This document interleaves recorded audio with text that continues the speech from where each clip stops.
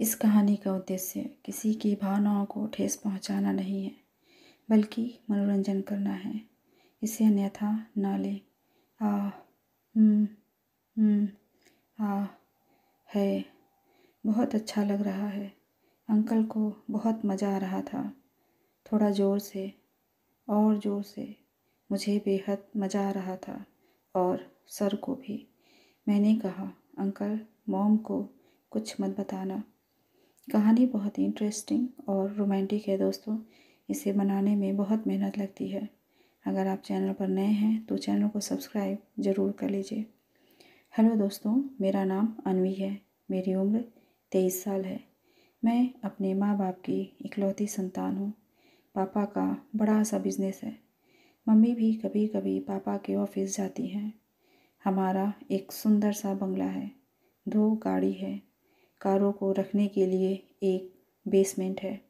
एक driver uncle मेरे और मम्मी के लिए हैं। मेरे ड्राइवर अंकल एकदम अलग हैं। ड्राइवर अंकल कुछ अजीब सा व्यवहार करते हैं मेरे साथ।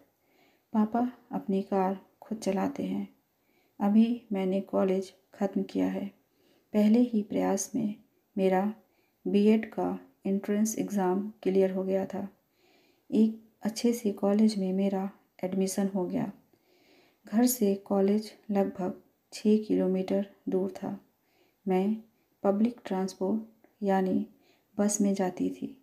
क्लास के सारे लड़के और कोई कोई टीचर भी मुझसे दोस्ती करने की फिराक में रहने लगे थे। कॉलेज के दिनों से ही मेरे पास एक अच्छा सा मोबाइल आ गया था। मुझे खुद भी लोगों से दोस्ती करने में बेहद आनंद आता था। हमारे सारे सर 40 साल के ऊपर के ही उम्र वाले हैं। बात उन दिनों की है जब ठंडी का मौसम था। मैं कॉलेज जाते टाइम शर्ट, जीन्स और एक चेन वाला स्वेटर पहनती थी। क्लास में एक बेंच में सिर्फ 2 लोग बैठते थे, एक कोने में और एक कॉर्नर पर। मैं हमेशा पहली बेंच पर कोने में बैठती थी। मेरे एक सर फर्स्ट लेक्चर के लिए आते थे। सर रोज़ सुबह मेरे पास ही खड़े होकर सबको पढ़ाते थे। मैं नॉर्मल ही रहने का नाटक करती रहती थी और मैं भोली बनकर मज़े लेती रहती थी। कभी कभी सर बहुत एक्साइटेड हो जाते थे, लेकिन कैसे भी करके वो अपने एक्सप्रेशन को छुपा लेते थे। थोड़े दिन ऐसे ही चला। मुझे तो इस सब में बहुत मज़ा आ रहा था। एक दिन सर ने मुझे देखकर सबको सुनाने के नज़रिए से कहा कि आज ठंड थोड़ी कम है। मुझे तो गर्मी सी लग रही है। ऐसा बोलकर सर ने खुद का स्वेटर निकाल दिया। अब जब सर ने स्वेटर निकाला तो आधे स्टूडेंट ने भी निकाल दिया, लेकिन मैंने नहीं निकाला। सर की नज़र भी मेरे पर ही थी कि मैं क्या करती हूँ। अब मैंने भी गर्मी लग तो रही है, ऐसा बोलकर स्वेटर की चैन थोड़ी और नीचे कर दी। सर का मन अब पढ़ाने में नहीं था। तभी सर ने अपने हाथ से जानबूझकर एक किताब मेरे पास गिरा दी। जैसे ही मैं किताब लेने के लिए अपनी बेंच से नीचे झुकी, सर मुझे ही देखने लगे। मैंने भी तुरंत किताब सर को दी और ये सब अनजाने में हुआ। ऐसा नाटक करते हुए स्वेटर के चैन को पूरा बंद कर लिया। ये सब मैंने ऐसे किया था जिससे सर को लगे कि ये सब इतने दिनों से जो हो रहा था वो अनजाने में ही हो रहा था। मैं अब ऊपर बेंच पर सीधी बैठ गई। खैर, ये बहुत दिनों तक चला, लेकिन आगे मामला मैंने बढ़ने नहीं दिया। सर भी यही समझ रहे थे कि ये सब एक इत्तेफाक से हुआ था। हालांकि इतने समय में सर ने ये जान लिया था कि मैं पब्लिक बस से आती हूँ, तो वो मेरा पीछा करने लगे। अब स्कूल ख़त्म होने के बाद हालात ये होने लगे थे कि मैं जिस बस से घर जाती उसी बस में सर भी अपने घर जाने लगे थे। खाली सीट हो तो मेरे बाजू में ही आकर बैठ जाते या भीड़ हो तो मेरे साथ ही खड़े रहते। तब भी उन्होंने मेरे साथ कभी कुछ भी करने की कोशिश नहीं की। अब हुआ यूँ कि एक दिन कॉलेज ख़त्म होने के बाद हम दोनों बस स्टैंड पर बस का इंतज़ार कर रहे थे। थोड़ी देर में बस आ गई, लेकिन उस दिन बस में भीड़ कुछ ज़्यादा थी। तभी सर बोले, अन्वी, तुम कैसे भी करके बस में चढ़ जाना, दूसरी बस का कोई भरोसा नहीं कि कब आए। जैसे ही मैं बस में चढ़ने के लिए सीढ़ी के पास गई, सर मेरे पीछे ही थे और धक्का मुक्की में कुछ पल बाद हम दोनों ही बस में चढ़ गए थे। और चूँकि भीड़ ज़्यादा थी तो सर मेरे पीछे खड़े थे। बस का ड्राइवर बार बार ब्रेक लगा रहा था, जिससे सर का धक्का मुझे लग जाता था, लेकिन ये सब भीड़ की वजह से हो रहा था। सर ने भी ये बात नोटिस की और वो जानबूझकर मेरे पीछे खड़े हो गए। मुझे बेहद मज़ा आ रहा था और सर को भी। ये सब तो मैं हरगिज़ नहीं चाहती थी, तो मैंने पीछे पलटकर सर को गुस्से से देखा और सर थोड़ा पीछे हट गए।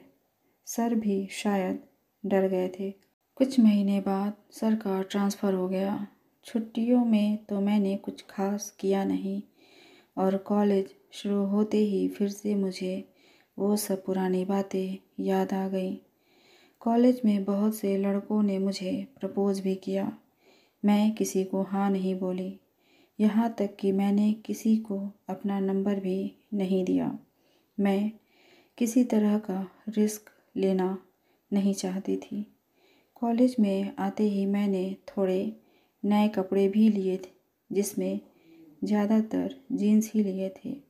जीन्स के अलावा मैंने कुछ T shirt, leggings, salwar suit आदि भी लिए थे।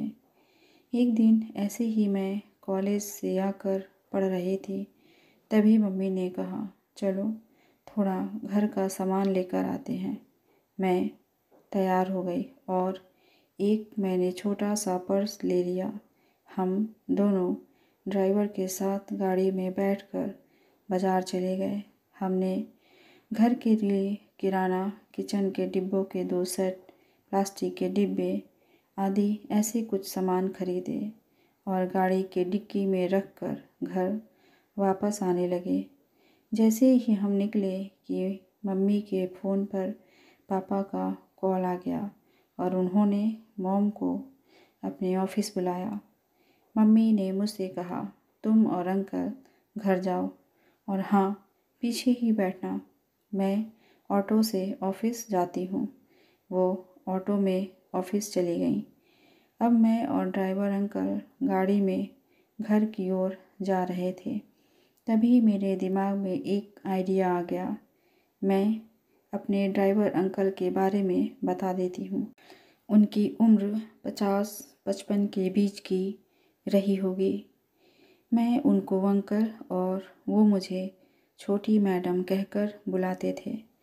मुझे जो आइडिया आया था उसी के मुताबिक मैंने सोचा, क्यों ना अंकल से गाड़ी रुकवा लूँ और आगे की सीट पर बैठ जाऊँ। अपने आइडिया के मुताबिक मैंने रास्ते में ड्राइवर अंकल से एक कपड़े के शोरूम के बाहर गाड़ी रुकवाई और एक कपड़ा देख कर आती हूँ, ऐसा बोलकर मैं अंदर चली गई। अंदर जाते ही मैंने एक ड्रेस खरीदा और अपने पास एक छोटे पर्स में डाल ली और बाहर आकर गाड़ी में आगे बैठ गई। गाड़ी में बैठते ही ड्राइवर अंकल ने गाड़ी घर की ओर ले ली। इसी बीच 1-2 बार उनके हाथ मेरे जांघों को टच कर गए। जब भी मेरी नज़र उनसे टकराती वो मुस्कुरा देते। मुझे उनकी नज़रें कुछ अजीब लग रही थीं। थोड़ी देर में हम घर पहुँचे और गाड़ी बेसमेंट में पार्क की। जैसे ही हम नीचे पहुँचे, मैं तुरंत गाड़ी से नीचे उतर गई। मैंने ड्राइवर अंकल को बोला, आप अंदर से डिक्की खोलें, मैं सामान निकालती हूँ। ड्राइवर अंकल ने डिक्की खोली और मैं झुकती हुई सामान निकालने लगी। मुझे मालूम था कि ड्राइवर अंकल भी तुरंत सामान निकलवाने आएंगे और ऐसा ही हुआ। वो भी तुरंत अपनी सीट से उठकर पीछे डिक्की की साइड आए। वो धीरे धीरे सामान निकाल रहे थे। मैंने नोटिस किया कि वो बार बार मुझसे टकरा रहे थे। मुझे कुछ समझ ही नहीं आ रहा था कि वो जानबूझकर कर रहे हैं या कोई और ही बात है।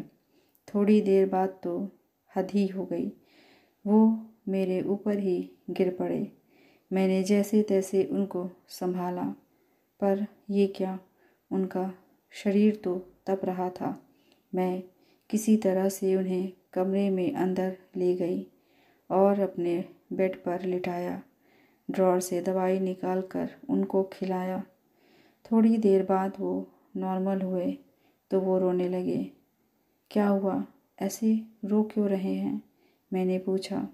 तब उन्होंने बताना शुरू किया कि मेरा भी एक हंसता खेलता परिवार था।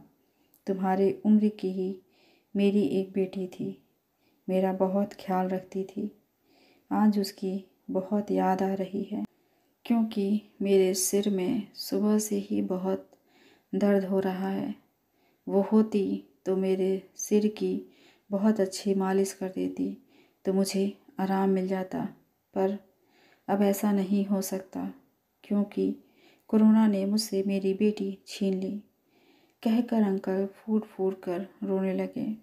मैंने अंकल को शांत कराया और फिर अंकल से बोली, मैं आपके सिर की मालिश कर देती हूँ। मैं भी आपकी बेटी जैसी हूँ। अंकल बोले, नहीं छोटी मैडम, आप नहीं। बड़ी मैडम को पता चल गया तो मेरी नौकरी चली जाएगी। मैंने उनकी बातों को अनसुना करते हुए उन्हें सोफे पर बैठा दिया और तेल की बोतल ले आई। अंकल मना करते रहे, पर मैंने धीरे धीरे मालिश करना शुरू कर दिया। थोड़ी देर बाद आह है, बहुत अच्छा लग रहा है बेटा। अंकल को बहुत मज़ा आ रहा था। तुम बहुत अच्छी हो बेटी, अंकल बोले। थोड़ा ज़ोर से, और ज़ोर से दबाओ बेटा, बहुत तेज़ दर्द हो रहा है, अंकल ने रिक्वेस्ट किया। मैं अपनी पूरी ताकत से मालिश करने लगी। अंकल ने आंखें बंद कर ली। उन्हें आराम मिल गया था। मुझे ऐसा लग रहा था कि ज़िंदगी का सबसे बड़ा सुख यही है कि बच्चे माँ बाप की सेवा करें। मैंने कहा, अंकल मॉम को कुछ मत बताना। 10 मिनट बाद हम दोनों अपने अपने काम में लग गए। मैं पढ़ाई करने लगी और अंकल ने गाड़ी साफ़ की।